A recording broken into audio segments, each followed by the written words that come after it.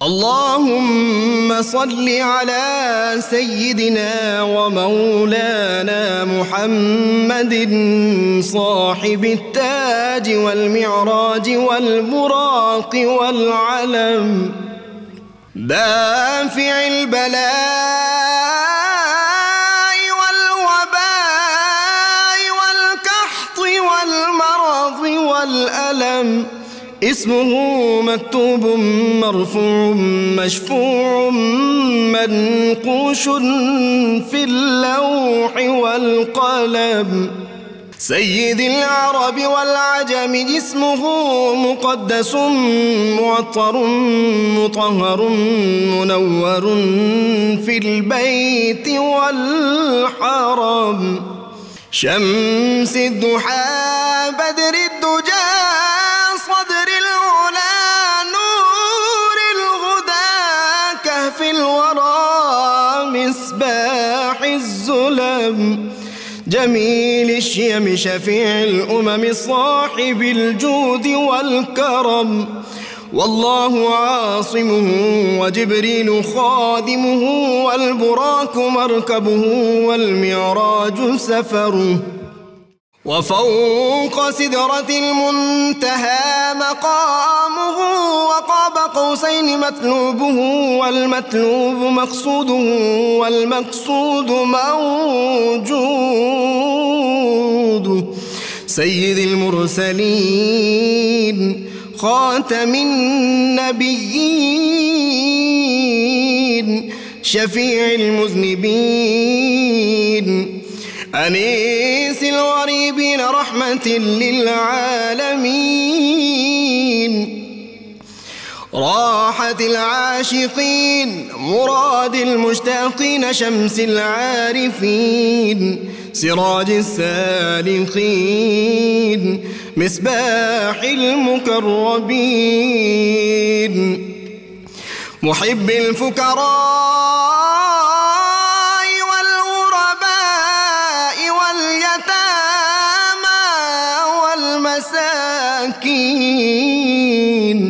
سيد الثقلين نبي الحرمين إمام القبلتين وسيلتنا في الدارين صاحب قاب قوسين محبوب رب المشرقين ورب المغربين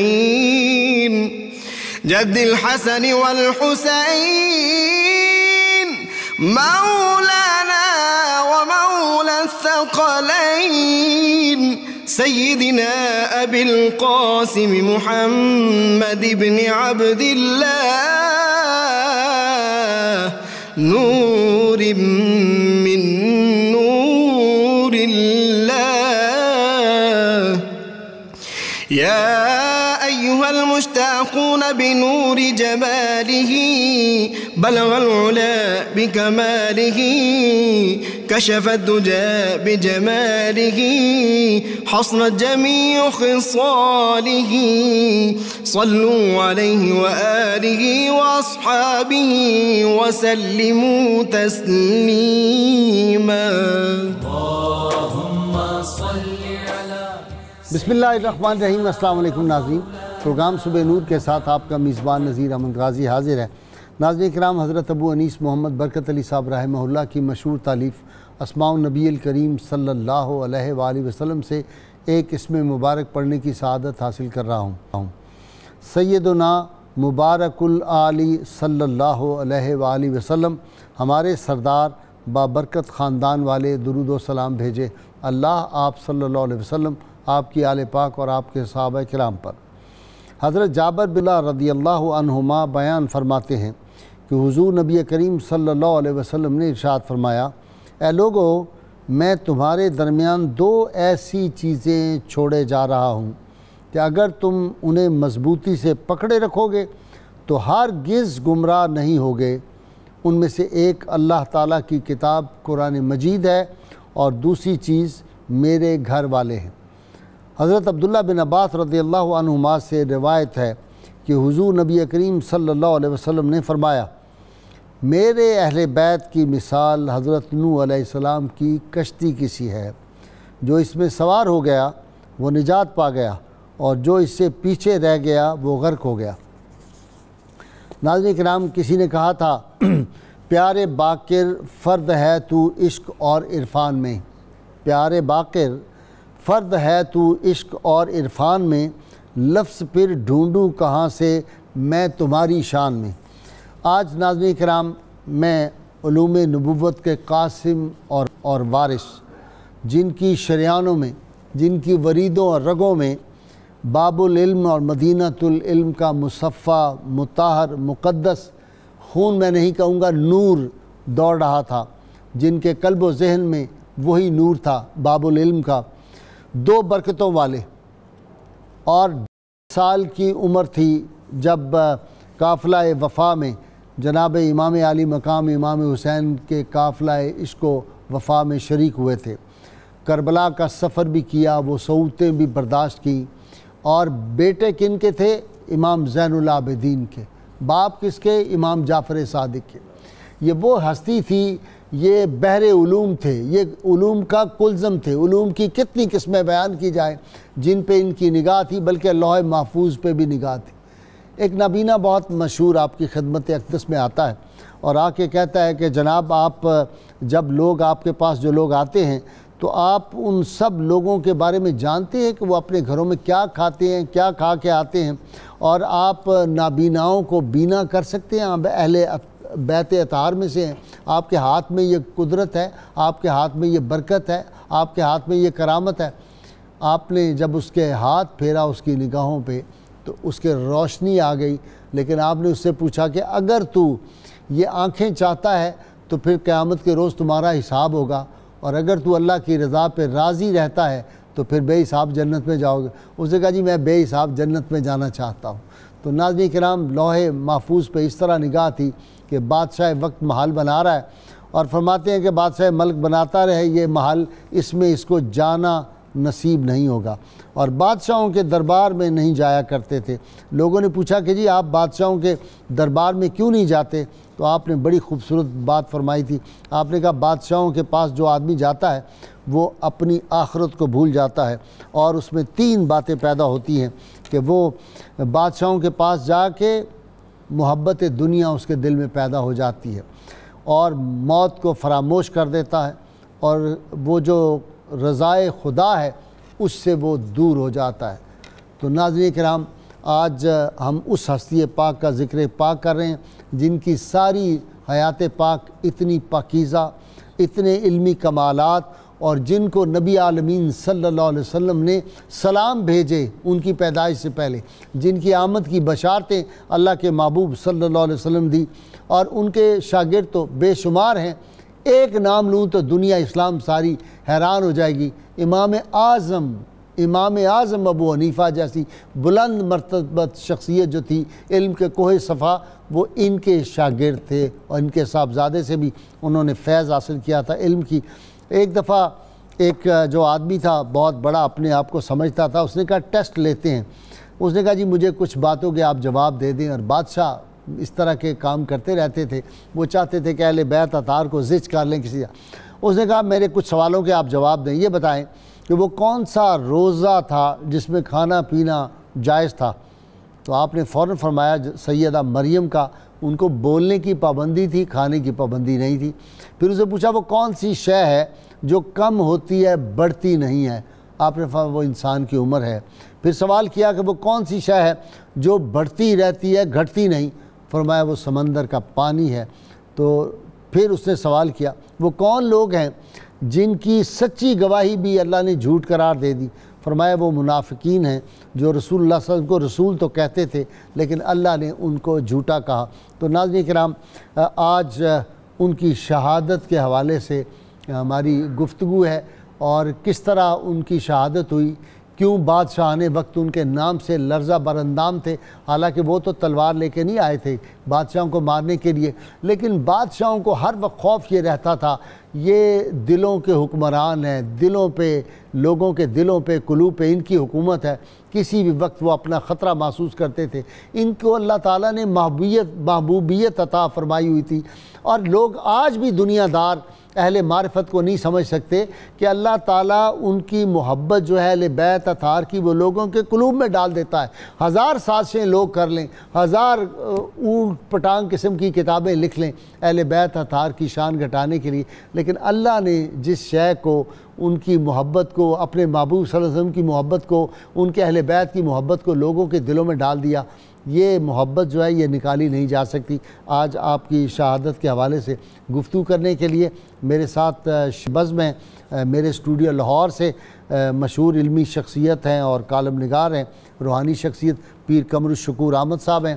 ان کے ساتھ ایک بہت مشہور یونیورسٹی کے ایک شعبہ کے صدر نشین ڈاکٹر سعید احمد سعیدی، آپ ان دونوں سے واقف ہیں۔ اور ناظرین کرام، اسلام آباد اسٹوڈیو سے مجھے عالم اسلام کی معروف علمی شخصیت جو ہے جناب علامہ محمد امین شہیدی صاحب جوائن کر رہے ہیں، اور پھر اس کے بعد جو میں آپ کو آج منقبت سنواؤں گا، بہت خوبصورت دھیمے لہجے کے یہ نعت خوان عبدالشکور شیرازی، ان سے ہم منقبت بارگاہ امام باقر علیہ السلام میں سنیں گے۔ میں ابتدا کر رہا ہوں لاہور اسٹوڈیو سے جناب پیر قمر الشکور احمد صاحب سے۔ جی پیر صاحب، کچھ میں نے اشارے دیے، آپ چاہیں تو اس پہ تفصیل سے گفتگو کر سکتے ہیں۔ سید امام باقر علیہ السلام۔ بسم اللہ الرحمن الرحیم۔ حضرت امام محمد باقر علیہ السلام یکم رجب المرجب 57 ہجری میں اس دنیا میں تشریف لائے، اور جیسا آپ نے ارشاد فرمایا کہ آپ کے والد گرامی حضرت علی زین العابدین علیہ السلام تھے، حضرت امام محمد باقر علیہ السلام کی والدہ ماجدہ کا اسم گرامی جناب سیدہ فاطمہ بنت امام حسن مجتبیٰ علیہ السلام، اسی وجہ سے آپ کو ابن الخیرتین کہا جاتا ہے، دو بہتریوں، دو بھلائیوں والے، کہ آپ میں حضرت امام حسن مجتبیٰ علیہ السلام کا بھی نور پاک اور حضرت امام حسین علیہ السلام کا بھی نور پاک جو ہے وہ جمع ہوا، کہ نانا حضرت امام حسن مجتبیٰ علیہ السلام ہیں اور دادا حضور سیدنا امام حسین علیہ السلام ہیں۔ آپ پانچویں امام ہیں اہل بیت اطہار کے۔ آپ کے لقب تو متعدد ہیں، لیکن سب سے زیادہ شہرت آپ کے جس لقب نے پائی وہ لقب باقر ہے، اور یہ اتنا مشہور ہوا اور اتنا کہ آپ کے اسم مبارک کا حصہ بن گیا، محمد باقر۔ محمد وہ نام ہے جو آپ کا اصل اسم گرامی ہے، اور باقر لقب ہے۔ اس کی وجہ تسمیہ خود حضور رسالت مآب صلی اللہ علیہ وآلہ وسلم نے بیان فرمائی تھی کہ میرا یہ جو لال ہوگا، اس کو اللہ تعالیٰ یہ شان عطا فرمائے گا کہ یہ میرے علم کو اس طرح بیان کرے گا، اس طرح اس سے علم کے سرچشمے پھوٹیں گے کہ لوگ اس وسعت علم کے سبب سے اسے باقر کہیں گے۔ باقر کا لغوی اور مجازی معنی چیرنا یا چیرنے والا ہے، اس لیے آپ کو باقر العلوم کہا جاتا ہے کہ آپ نے علوم کو اس طرح چیرا، اس طرح ان کی شروحات اور تشریحات بیان فرمائیں کہ باقر کے معزز لقب سے آپ معروف ہوئے۔ ڈاکٹر سعیدی، آپ کی طرف آ رہا ہوں کہ اتنی چھوٹی عمر میں امتحانات شروع ہو گئے، 2.5 سال کی عمر، کوئی عمر ہے؟ 2.5 سال کی۔ جی بسم اللہ الرحمن الرحیم، بہت شکریہ۔ امتحانات ہمیشہ سربلندی کے لیے آتے ہیں۔ اللہ تعالیٰ جنہیں عزتیں اور عظمتیں عطا کرنا چاہتا ہے انہیں امتحانات سے گزارتا ہے، اور انبیاء کرام علیہ السلام کی اور مقبولان بارگاہ الہی کی جو زندگیاں ہیں وہ اس چیز کے اوپر شاہد عادل ہیں۔ حضرت امام باقر رضی اللہ عنہ علمی حوالے سے، روحانی حوالے سے، وراثت کے اعتبار سے دیکھیں، جو خوبیاں ممکنہ طور پر کسی زمانے میں ایک فرد میں جمع ہو سکتی ہیں، وہ ساری خوبیاں آپ کے اندر موجود ہیں۔ وہ کیا ہے؟ وَيَنْظُرُهُ بِنُورِ اللَّهِ، وہ والے لوگ؟ ہاں جی بالکل ایسے۔ مثلا ایک میں کشف المحجوب میں حضرت داتا گنج بخش رحمۃ اللہ علیہ نے بڑی عقیدت سے آپ کا ذکر کیا ہے، اور آپ کے تفسیری نکات بیان کرتے ہوئے لکھا ہے کہ وَمَن يَكْفُرْ بِالطَّاغُوتِ وَيُؤْمِن بِاللَّهِ، کہ جو شخص طاغوت کا کفر کرے، اس کا انکار کرے اور اللہ پر ایمان لائے۔ تو کسی نے سوال کیا آپ سے کہ حضرت امام محمد باقر رضی اللہ عنہ سے کہ یہاں طاغوت سے کیا مراد ہے؟ تو آپ نے فرمایا من شغلک عن مطالعۃ الحق فہو طاغوتک، ہر وہ چیز جو تجھے اللہ کے مطالعہ اور مشاہدہ سے دور کر دے وہ تیرا طاغوت ہے۔ اللہ، اتنی خوبصورت تفسیر ہے کہ انسان جھوم اٹھتا ہے۔ واہ واہ واہ۔ ایک مرتبہ آپ جب ہشام نے آپ کو بلایا اور آپ واپس آ رہے تھے تو راستے میں ایک مجمع سے گزرے، مجمع لگا ہوا تھا، تو قریب گئے تو ایک راہب تھا، وہ سال میں ایک مرتبہ نکلتا تھا تو اور لوگوں کے سوالوں کے جواب دیتا تھا۔ تو وہ باہر نکلا تو آپ بھی اس مجمع میں جا کر بیٹھ گئے، تو اس کی نظر پڑی تو اس نے پوچھا کہ آپ ہم میں سے ہیں؟ آپ نے فرمایا نہیں، میں آپ میں سے نہیں ہوں۔ تو آپ کون ہیں؟ اس نے کہا جی میں ملت اسلامیہ سے تعلق رکھتا ہوں، امت مسلمہ سے، اپنا تعارف کرایا۔ تو اس نے کہا میں آپ سے کچھ سوالات پوچھ سکتا ہوں؟ تو آپ نے فرمایا آپ بالکل پوچھ سکتے ہو۔ تو کہنے لگا وہ کون سا وقت ہے جو نہ رات میں شامل ہوتا ہے نہ دن میں شامل ہوتا ہے؟ آپ نے فرمایا وہ طلوع آفتاب سے پہلے کا وقت ہے، یہ وہ مبارک وقت ہے جس میں بے قراروں کو قرار مل جاتا ہے، درد مند جو ہے وہ سکون محسوس کرتے ہیں، رات بھر جن کو نیند نہیں آتی وہ استراحت فرما ہو جاتے ہیں، یہ بڑا مبارک وقت ہے۔ اس نے دوسرا سوال پوچھا ذرا یہ بتائیے کہ آپ کہتے ہیں کہ جنت میں نعمتیں ہوں گی، اور جب جنت میں نعمتیں ہوں گی جب بھی کوئی آدمی چیز کھاتا ہے تو اسے رفع حاجت کی ضرورت محسوس ہوتی ہے، تو یہ کیسے ممکن ہوگا؟ اتنے میوے ہوں گے، جو خواہش ہوگی آپ کریں گے وہ آپ کو مل جائے گی، اس کی کوئی مثال بھی ہے؟ آپ نے فرمایا بالکل ہے، بطن مادر میں بچے کو جو ہے وہ غذا ملتی ہے لیکن آپ دیکھتے نہیں ہیں کہ اس کی پرورش ہو رہی ہے اور کوئی ایسی چیز جو ہے وہ پیدا نہیں ہوتی۔ پھر اس نے سوال کیا اچھا ایک اور سوال کا جواب دیں، آپ کہتے ہیں کہ جنت کی نعمتیں کم نہیں ہوں گی، جو میوے ہوں گے جتنے کھائے جائیں گے پھر آ جائیں گے، اس میں کمی نہیں آئے گی، دنیا میں اس کی کوئی مثال ہے؟ آپ نے فرمایا بالکل مثال ہے، دنیا میں آپ دیکھتے نہیں ہیں ایک چراغ سے جتنے چراغ جلا لیے جائیں اس میں کوئی کمی آتی ہے؟ اس نے پھر چوتھا سوال پوچھا اچھا یہ بتائیں کہ دو بھائی ہیں، ایک کی عمر 50 سال ہے اور ایک کی عمر 150 سال ہے، وصال دونوں کا اکٹھے ہوا ہے، وہ کون ہے؟ آپ نے فرمایا ایک عزیز ہیں اور ایک عزیر علیہ السلام ہے، یہ دونوں بھائی ہیں۔ حضرت عزیر علیہ السلام کو 100 سال سلا دیا گیا۔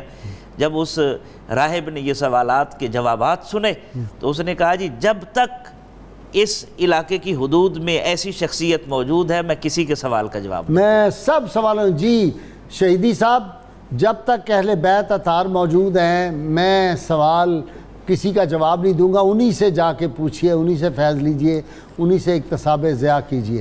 دیکھیے جب اہل البیت کا تذکرہ ہوتا ہے تو یقیناً وہاں پر علم کا تذکرہ ہوگا، معرفت کا تذکرہ ہوگا، کشف کا تذکرہ ہوگا، غیب کی باتوں کا تذکرہ ہوگا، ان امور کا تذکرہ ہوگا جس کے نتیجے میں صرف ایک قصہ بیان نہیں ہوگا بلکہ ہماری روحیں ان ارواح مقدسہ سے جا ملیں گی اور اس کے نتیجے میں خود ہمارے اندر ایک بلندی اور ایک وسعت اور ایک نورانیت پیدا ہوگی۔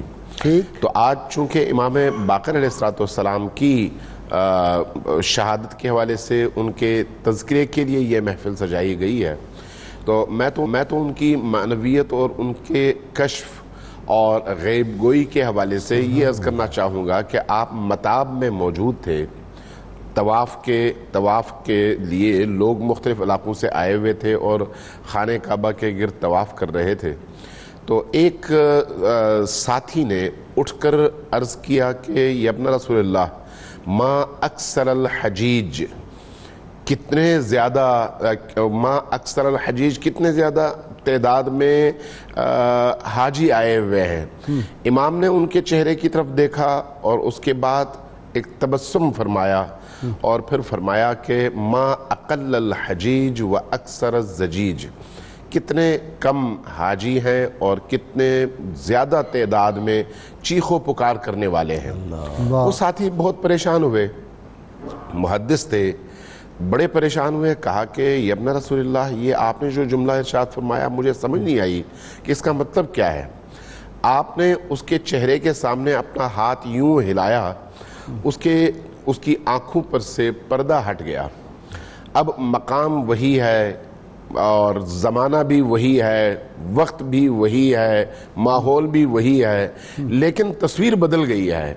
اس نے یہ دیکھا کہ خانہ کعبہ کے ارد گرد طواف کرنے والے مختلف جانور اور مختلف قسم کے درندے نظر آ رہے ہیں اور ان کے درمیان کچھ انسان بھی نظر آ رہے ہیں. جب یہ منظر دیکھا تو وہ گھبرایا, کہا کہ ابن رسول اللہ یہ کیا ہے؟ کہا کہ یہ ان انسانوں کا باطن ہے. اہل ایمان, اہل معرفت اور اللہ کے تابعدار اور پیروکار بندے ہمیشہ کم ہوتے ہیں اور اپنی ہوا و ہوس اور خواہشات کے اسیر لوگوں کی تعداد ہمیشہ زیادہ ہوتی ہے, اور یہاں پر بھی یہی صورتحال ہے.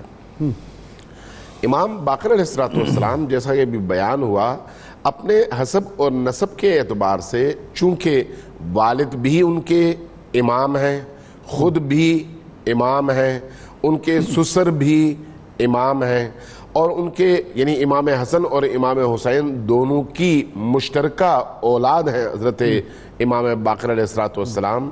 تو اس حوالے سے بھی ان کو اہل البیت کے درمیان ایک خاص فضیلت حاصل ہے. اسی بنیاد پر رسول پاک صلی اللہ علیہ وآلہ وسلم کی روایت موجود ہے جس میں آپ نے حضرت جابر انصاری کو فرمایا تھا کہ ایک وقت آئے گا جب میں نہیں ہوں گا لیکن تم ہوگے, اور میرا ایک بیٹا محمد باقر تمہارے دور میں جیے گا اور تمہاری اس سے ملاقات ہوگی, تو اس وقت میرا سلام ان تک تم پہنچانا. گویا رسول کریم صلی اللہ علیہ وآلہ وسلم نے حضرت امام باقر کو حضرت جابر کے ذریعے سے سلام بھی پہنچایا ہے. تو آپ کے شاگرد اور آپ کے جو تربیت یافتہ لوگ ہیں ان کی تعداد بہت زیادہ ہے, اور ان میں بعض لوگ ایسے ہیں جن کا مقام اور جن کا مرتبہ دیکھنے کے بعد احساس ہوتا ہے کہ اگر ان شاگردوں کا مقام یہ تھا تو پھر ان کے اس استاد کا مقام کیا ہونا چاہیے جس کا اپنا کوئی استاد غیر معصوم اور غیر امام نہیں ہے.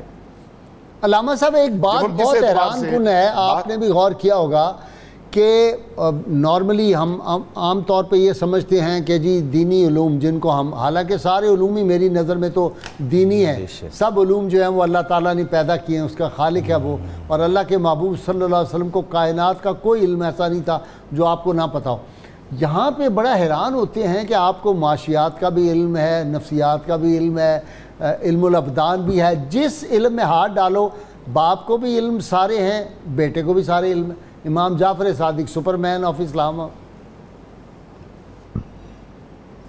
اس میں کوئی شک نہیں. دیکھیے جب ہم رسول پاک کی وہ حدیث پڑھتے ہیں نا جس میں آپ نے فرمایا تھا کہ انا مدینۃ العلم وعلی بابھا, تو یہ جو باب العلم کا دروازہ ہے خود اس دروازے سے جو بھی گزرا ہے وہ ان علوم تک پہنچا ہے, اور خود امیر المؤمنین علی ابن ابی طالب کے اپنے فرزند اور ان کے اپنے جانشین یقینی طور پر ان تمام علوم کے وارث ہیں جو نبی کریم اور امیر المؤمنین علی مرتضیٰ کے ذریعے سے انسانوں تک پہنچ سکتے تھے.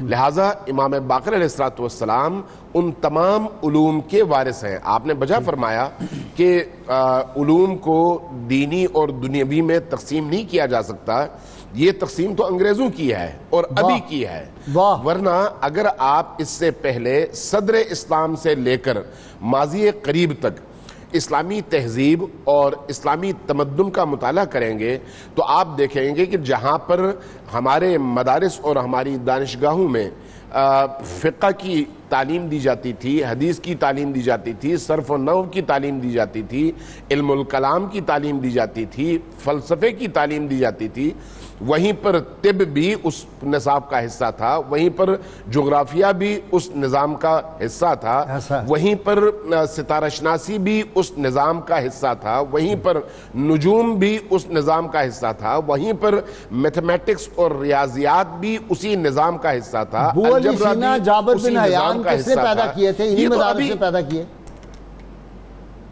جی بالکل بالکل ایسا ہی ہے. تو اس لیے اگر آپ علوم کے مآخذ کی طرف دیکھیں تو آپ کو بہت سارے علوم ایسے ملیں گے جن کا آغاز ہی اہل البیت کے گھر سے اور ان کے دروازے سے ہوا ہے. لہٰذا جب اس اعتبار سے آپ دیکھیں گے تو آپ کو یہ بات بالکل واضح طور پر نظر آئے گی کہ انسان کے بدن کا علم ہو یا انسان کی روح کا علم ہو, چونکہ بنیادی طور پر علوم کو دو حصوں میں تقسیم کیا گیا ہے, جس میں سے ایک علم الارواح ہے اور دوسرا علم الابدان ہے۔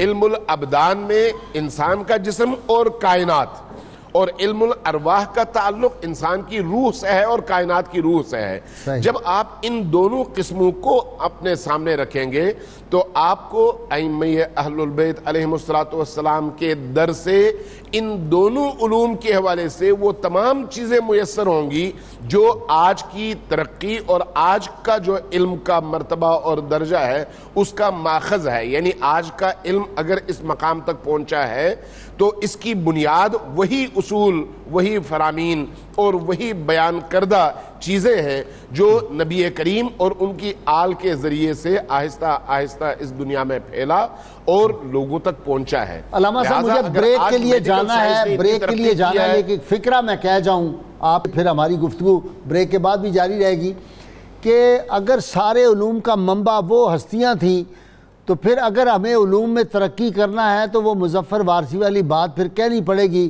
لوٹ جا عہد نبی کی سمت رفتار جہاں، پھر میری پسماندگی کو ارتقا درکار ہے، اور رستہ کسی سے پوچھنا توہین ہے میری، ہر راہ گزار شہر پیغمبر کو جائے گا۔ ناظرین کرام ہمارے ساتھ رہیے گا، یہ گفتگو یہ پاکوں کا تذکرہ جاری۔ ویلکم بیک ناظرین کرام۔ ناظرین کرام، سیدنا امام محمد باقر علیہ السلام جنات آپ کے شاگرد تھے اور وہ پورے گروپس میں آ کے آپ سے علمی استفادہ کیا کرتے تھے، اور جن سے جنات بھی دیگر مخلوقات جو ہیں، اور میں نے تو یہ اہل بیت اطہار کے بارے میں پڑھا ہے کہ تمام دنیا کی مخلوقات اہل بیت کو پہچانتی تھی، ان کی عظمت کو جانتی تھی، اور وہ بھی سب کی زبانیں بھی جانتے تھے۔ وہ کسی ملک سے رہنے والا ہو، کسی جن سے اس کا تعلق ہو، کوئی اس کی قسم ہو، اگر جانور ہو، پرندے ہوں، درندے ہوں، پہاڑ ہوں، شجر ہوں، ان کی زبانیں بھی اہل بیت اطہار جو تھے وہ سمجھتے۔ جی پیر صاحب آپ کی طرف آتا ہوں، علمی عظمتیں اور امام محمد باقر۔ جی آپ نے ایک بہت خوبصورت جملہ پچھلے سیگمنٹ کی گفتگو میں دیا کہ تمام علوم جو ہیں وہ ان کو دینی ہی سمجھنا چاہیے اور ہیں بھی اللہ تعالیٰ کی طرف سے عطا ہے۔ یہ اس بات کو میں ایک بہت ہی خوبصورت پیرائے میں یوں عرض کرنا چاہتا ہوں، علامہ امین شہیدی صاحب نے بھی اس پہ گفتگو خوبصورت فرمائی۔ کلام مجید کی کل 6666 آیات ہیں، اور ان میں سے 756 آیات ایسی ہیں جو کائنات میں غور و فکر کے متعلق تاکید کرتی ہیں۔ سبحان اللہ۔ اگر ہم اس کو کیلکولیٹ کریں اور 756 کو 6066 کو اس پہ ڈیوائیڈ کریں تو 9 اس کا جواب آتا ہے، یعنی قرآنی تعلیمات کا 9واں حصہ ایسا ہے جو اس کائنات میں تدبر اور تفکر کی تاکید کرتا ہے۔ سبحان اللہ۔ اس سے یہ بات ظاہر ہوتی ہے کہ ہر وہ علم جس کا تعلق انسانیت کے فائدے کے لیے ہے، ہر وہ علم جو ہے وہ اللہ تعالیٰ کی طرف سے ہے، اور ہر وہ علم جو انسانیت کے فائدے کے لیے ہے وہ بذریعہ وحی انبیاء علیہ السلام کو عطا فرمایا گیا۔ مثلاً ہم حضرت امام محمد باقر علیہ السلام اور حضرت امام محمد جعفر الصادق علیہ السلام کا خاص طور پر جو دیکھتے ہیں تو آپ کا علم جو ہے سیارگان کے متعلق یا نجوم کے متعلق اس کا بھی تذکرہ ملتا ہے جس کا اس سے پہلے نہیں ملتا۔ آپ کے بارے میں اگر اس علم کو ہم دیکھیں تو یہ علم جس کے بارے میں آج نوجوان نسل یہ سوچتی ہے کہ شاید یہ یہودیوں کا علم ہے یا یہ ہندوؤں کا علم ہے، یہ علم سب سے پہلے اللہ تعالیٰ نے اپنے جلیل القدر نبی حضرت ادریس علیہ السلام کو عطا فرمایا تھا۔ یعنی یہ نجوم کا علم، علم الحیت اور فلکیات کا علم جو ہے، اور جس طرح خیاطت کے یعنی یہ کپڑے سلائی کا علم آپ کو سب سے پہلے عطا فرمایا گیا، نیڈل کے بانی حضرت ادریس علیہ السلام کو موجودہ سائنس تسلیم کرتی ہے۔ تو یہ چیزیں جو ہیں یہ ساری چیزیں انسانیت کے فائدے کے لیے اللہ تعالیٰ نے اپنی انبیاء علیہ السلام کو عطا فرمائیں، اور پھر ان ہستیوں کے ذریعے سے یہ چونکہ حضور صلی اللہ علیہ وآلہ وسلم خاتم النبیین ہیں اور آپ کے ذریعے سے رہتی دنیا تک کی انسانیت کو ہر پاکیزہ تعلیم عطا ہونی ہے، اور وہ علم جعفر جو ہے جی تو وہ تو نجوم سے بھی بلند ہے، جی وہ نجوم سے بھی بلند ہے، امام جعفر صادق سے جی وہ قیامت تک۔ اصل میں جعفر اور جامعہ 2 کتابیں ایسی ہیں جو حضرت امیر المومنین مولا علی مرتضیٰ نے لکھی تھیں، اور اس میں قیامت تک کے احوال جو ہیں وہ بیان کیے گئے تھے، لیکن اس کی خاص بات یہ ہے کہ اسے سوائے ائمہ اہل بیت اطہار کے کوئی دوسرا سمجھ نہیں سکتا کہ یہ کیا لکھا ہوا ہے۔ پورے طور پر نہیں سمجھ سکتا، پورے طور پر۔ میں نے لاہور میں دیکھا ایک ہوتے تھے بیرسٹر میرے والد گرامی رحمۃ اللہ علیہ کے شاگرد تھے بیرسٹر عبدالرؤف، وہ ٹوائن بی کے بھی کلاس فیلو رہے، بہت بڑی بڑی مونچھیں ہوتی تھی، وہ اتنے کمپیٹنٹ تھے علم جفر میں، کاغذ پکڑتے تھے 2-4 اس میں چیزیں الفاظ لکھتے تھے اور ایسی ایسی چیزیں بتاتے تھے، لگتا تھا کہ سب چیزیں ان کے سامنے بڑی واضح۔ میں جی یہ بات بالکل آپ نے بجا فرمائی، میں جو بات کر رہا تھا وہ ان 2 خاص کتابوں کے حوالے سے تھا، جو کتاب الجفر اور کتاب الجامعہ، یہ ائمہ اہل بیت اطہار، چونکہ اس میں قیامت تک کی باتوں کا ذکر ہے۔ اگر ہم تھوڑا سا اس کو، میں ایک جملہ اس کو واضح کرنے کے لیے عرض کروں، حضرت امام علی رضا علیہ السلام کو جب ولی عہد مامون نے مقرر کیا اور اس کا باقاعدہ وہ تحریر لکھی گئی، آپ نے فرمایا اس پہ دستخط کے لیے وہ کاغذ پیش ہوئے تو فرمایا تیری دلجوئی کے لیے میں دستخط تو کر رہا ہوں لیکن کتاب الجفر اور الجامعہ اس کی تائید نہیں کرتی کہ میں ولی عہد بنوں گا، اور یہی وجہ ہے کہ اس کی زندگی میں ہی زہر کے سبب سے آپ کی شہادت ہوتی ہے۔ یعنی یہ چیزیں ان ائمہ اہل بیت اطہار کے پاس ہیں، اور مسجد نبوی صلی اللہ علیہ وآلہ وسلم میں جو قائم حلقہ درس ہے، وہ حلقہ درس کو اگر اسلام کی پہلی یونیورسٹی کہا جائے تو بے جا نہ ہوگا۔ تمام وہ علوم جو اس دور میں اور آنے والے ادوار میں انسانیت کو درکار تھے وہ سارے علوم پڑھائے جا رہے ہیں۔ جغرافیہ کا علم جو ہے سب سے پہلے حضرت امام محمد باقر علیہ السلام اپنے حلقہ درس میں پڑھاتے ہیں، اور وہ علوم جو یونانیوں کے فلسفے کے، وہ اس میں سے کچھ علوم جو ہیں وہ قیاس پر مبنی ہیں کچھ، جبکہ یہ سارے کا سارا قرآنی علم کا فیض ہے۔ ولا رطب ولا یابس الا فی کتاب مبین، اور نہیں کوئی تر اور نہیں کوئی خشک چیز مگر اس روشن کتاب میں، یہ اس کا فیض ان کے پاس ہے۔ استاد ایک ہے، شاگرد بدل رہے ہیں، کوئی شریعت کے لیے آتا ہے تو شریعت کا علم اور فقہ کا علم پاتا ہے، طریقت و معرفت خداوندی کے لیے آتا ہے تو وہ علم پاتا ہے، کوئی سائنسی علوم پڑھنے کے لیے آتا ہے تو وہ علم پاتا ہے، جو یعنی استاد ایک ہے، پڑھنے والے جو ہیں وہ بدل رہے ہیں، طالب آ رہے ہیں۔ تعلیمات ان کی، اور پھر آج کل کے دور میں تو جو دینی تعلیم حاصل کرتے ہیں ان کے بارے میں الا ماشاء اللہ، یعنی کچھ ایسے گروہ ہیں وہ شدت پسند ہو جاتے ہیں اور دین کی تعلیم پڑھ کے پھر بم بھی چلنے شروع ہو جاتی ہیں۔ بالکل ایسے، بالکل ایسے۔ آپ ظاہر ہے ائمہ اہل بیت علیہم السلام وہ شخصیات ہیں جنہوں نے ہمیشہ مظالم برداشت کر کے عفو و درگزر کا درس دیا ہے، اور فتح مکہ کا جو عفو عام تھا اس سنت کو ہمیشہ جاری رکھا ہے۔ آپ سے کچھ سوالات کیے گئے، کسی نے پوچھا حضور علی کون سا اسلام بہتر ہے؟ آپ نے فرمایا جب تیرے کسی دوسرے مسلمان بھائی کو تجھ سے تکلیف نہ پہنچے تو یہ اسلام سب سے بہتر اسلام ہے۔ اچھا، آپ سے سوال کیا گیا کہ کون سا خلق بہتر ہے؟ آپ نے فرمایا صبر کرنا اور معاف کرنا۔ سبحان اللہ، بڑے مشکل کام ہے یہ دونوں، لیکن اہل بیت نے یہ کر کے دکھایا ہے، جان کے دشمنوں کو کیسے معاف کیا۔ لیکن آپ خاطر جمع رکھیں، اور امین شہیدی صاحب بھی، ہم یہ سارے علوم نہیں پڑھائیں گے اپنے نوجوانوں کو، ہم کچھ اور پڑھائیں گے۔ آپ سے سوال کیا گیا کون سا جہاد بہتر ہے؟ آپ نے فرمایا جس میں اپنا خون بہہ جائے، اور پچھلے کوئی 20-30 سال میں جو جہاد ہوا ہے، اپنے بچے لندن اور امریکہ میں پڑھائے جاتے رہے اور دوسروں کے بچوں کا بے گناہ خون جو ہے وہ بہایا گیا ہے۔ تو سب سے افضل جہاد وہ ہے جس میں اپنا خون بہے۔ اچھا، اسی طرح آپ سے پوچھا گیا کہ کون سا صدقہ بہتر ہے؟ فرمایا جس سے اللہ کی نافرمانی سے بچا جائے۔ آپ نے فرمایا 3 چیزیں پیش نظر رہنی چاہیے، یہ دنیا اور آخرت کے مکارم میں سے ہیں۔ ظالم کو معاف کرنا جس نے آپ پر ظلم کیا ہے، قطع رحمی کرنے والے سے صلہ رحمی کرنا، اور تیسرا آپ نے فرمایا جاہلوں کی جہالت کو برداشت کرنا۔ اور ایک آپ کو بڑا خوبصورت جملہ ہے کہ 9 زائدہ، یہ جو 9 دولتیہ ہوتا ہے، اس سے مدد طلب کرنا ایسے ہے جیسے آپ نے سانپ کے منہ میں ہاتھ ڈالا ہے۔ اللہ، کیا گہرائی ہے اس میں، کتنی گہرائی ہے جناب۔ سبحان اب اللہ۔ ایک ضرورت مند آدمی ہے، وہ مجبور ہے کہ اسے کچھ چاہیے، اس نے جانا ہے اس کے پاس، لیکن آپ نے وضاحت کر دی کہ وہ ڈسا بھی جا سکتا ہے اور اس سے کچھ مل بھی سکتا ہے، لیکن 9 دولتیہ کا اعتبار کوئی نہیں ہے، کوئی وزاداری اس میں نہیں ہوگی، جو اس کا مزاج ہوگا۔ تو یہ وہ تعلیمات ہے جن کو ہم سامنے رکھ کر آج کی شدت پسندی پر قابو پا سکتے ہیں۔ ٹھیک، میں شہیدی صاحب کے پاس چلا جاؤں۔ شدت پسندی کا معاملہ ہو رہا ہے. شہیدی صاحب پہلے تو ایک ذاتی سوال بتائیں نا, کوئی علم جعفر کی آپ کو بھی درک ہے کہ نہیں؟ نہیں, میں مطالعہ میں نے کیا ضرور ہے اور آواز ذرا واقف بلند ضرور کر ہوں, دیجیے. لیکن مہارت کوئی نہیں ہے. اچھا, تھوڑی بہت شدھ بدھ ہے.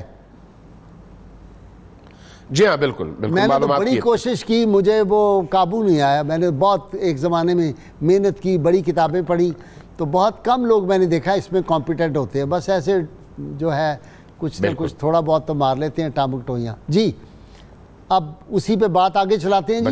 جی ہم آج کی نوجوان نسل کو تو ہم نہیں پڑھا رہے, پوری کوشش کر رہے ہیں کہ ائمہ کرام جو ہیں ان کی تعلیمات نہ پڑھائی جائیں. تو اس کے اگر یہ تعلیمات نہ پڑھائی جائیں تو امن کیسے قائم ہوگا؟ ذرا یہ مجھے سمجھائیں. بات آپ کی بالکل بجا ہے.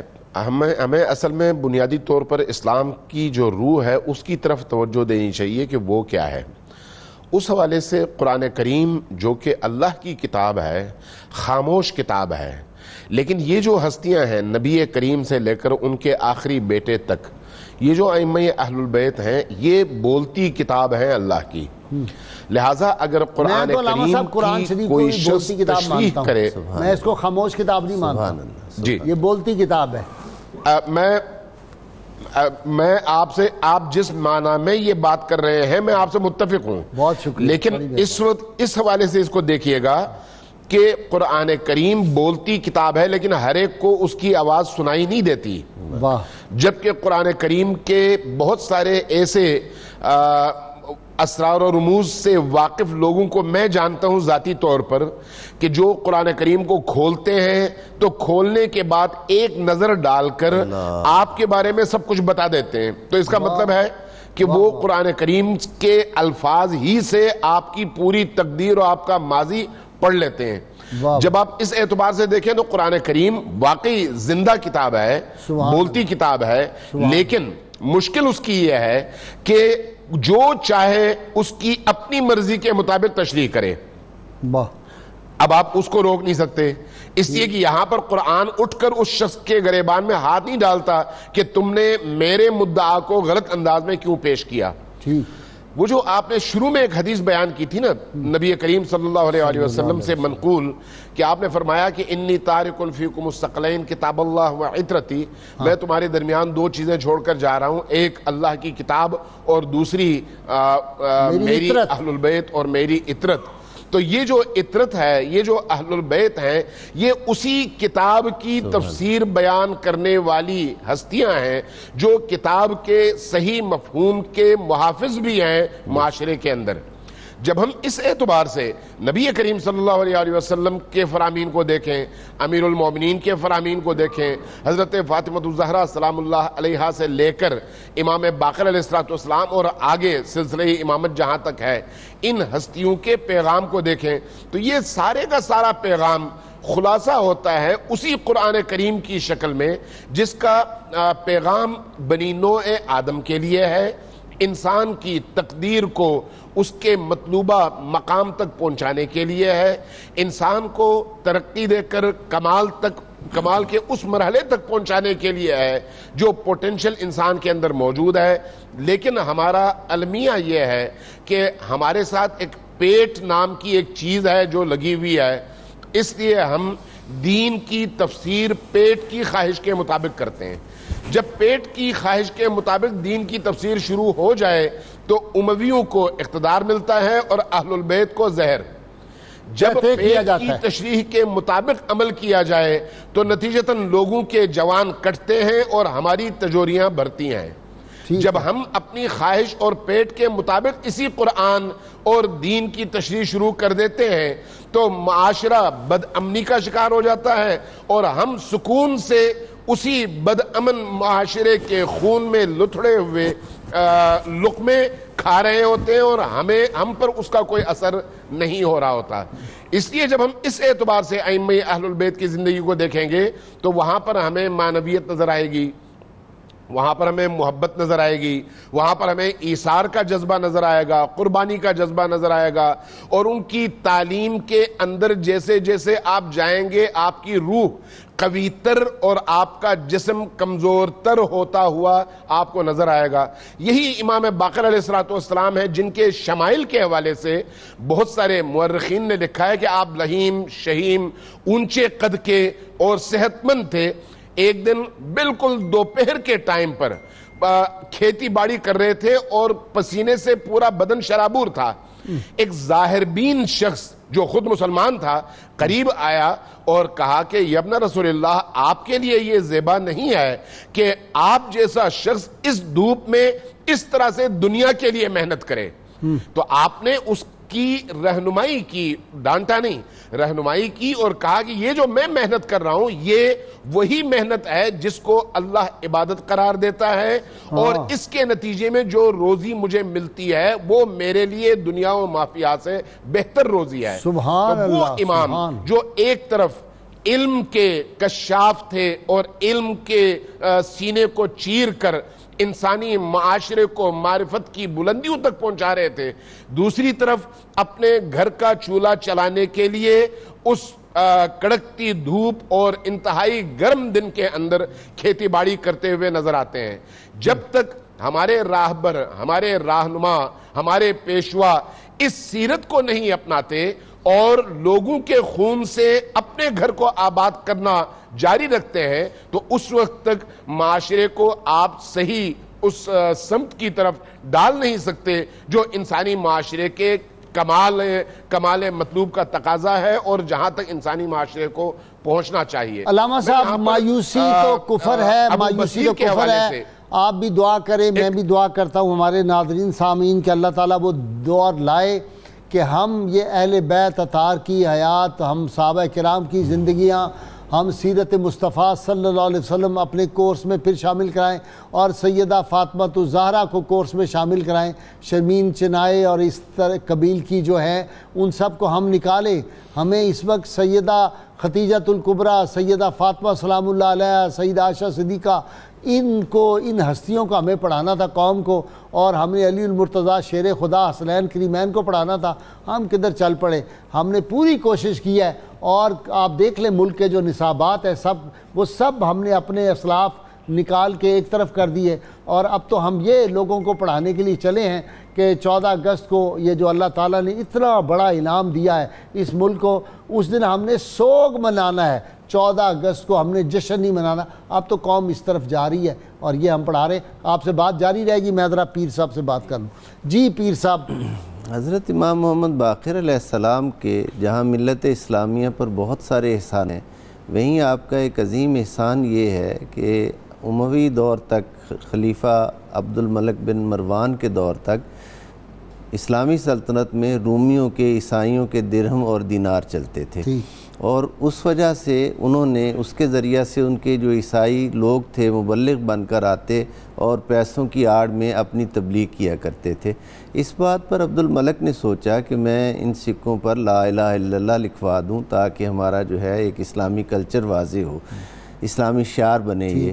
حضرت امام محمد، اس نے جب قیصر روم کو اطلاع ملی تو اس نے نہ صرف یہ کہ سختی سے منع کیا بلکہ کہا کہ اگر ایسا کیا تو میں تمہارے پیغمبر علیہ السلام کے بارے میں نازیبہ الفاظ سکوں پہ لکھوا دوں گا۔ اس نے حضرت امام محمد باقر علیہ السلام صاحب اپنے علماء سے، آج کل ہالینڈ میں ہو رہا ہے یہ وہی پھر تو رہا جا رہا ہے، وہی فکر جو ہے چلی آ رہی ہے۔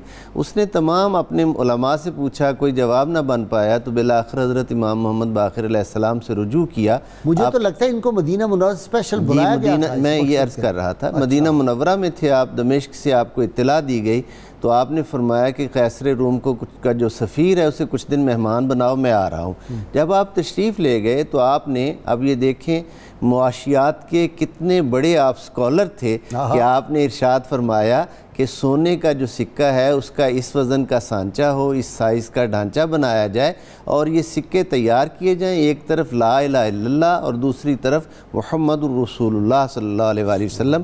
اور میں سلام آپ کو پیش کرتا ہوں کہ آپ جو نعرہ لگاتے ہیں پروگرام کے آخر میں اور پورا کلمہ طیبہ پڑھنے کا درس دیتے ہیں، یہ فیضان ہے انہی ہستیوں کا۔ حضرت امام محمد باقر علیہ السلام نے یہ جب یہ تجویز دی تو اس کے مطابق سکے تیار کیے گئے، اور آپ نے ایک خاص بات کی جو آج تک پوری دنیا میں رائج ہے، فرمایا اس سکے پر سن ایجاد جو ہے وہ لکھا جائے، یعنی کس سن میں وہ تیار ہوا ہے یہ لکھا جائے۔